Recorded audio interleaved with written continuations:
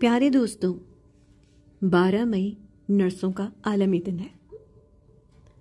दुनिया भर में 12 मई का दिन नर्सों के आलमी दिन के तौर पर मनाया जाता है।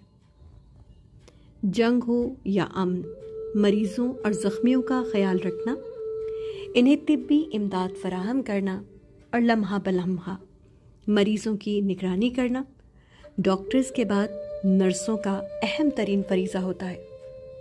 वो बाकायदा इस तिब्बी इमदाद की तरबियत हासिल करती हैं और मालिज के साथ मरीज़ की मुकम्मल निगरानी करती हैं, यहाँ तक कि वो मुकम्मल शिफायाब हो जाए। नर्सिंग का ये आलमी दिन जदीद नर्सिंग के पेशे की बुनियाद रखने वाली एक बाहिम्मत और पुरअज़्म नर्स फ्लोरेंस नाइटिंगेल की सालगिरह का दिन भी है और जंगे क्रीमिया के दौरान पेश की जाने वाली इनकी बेमिसाल खिदमात के एतराफ़ में नर्सों का आलमी दिन करार दिया गया है।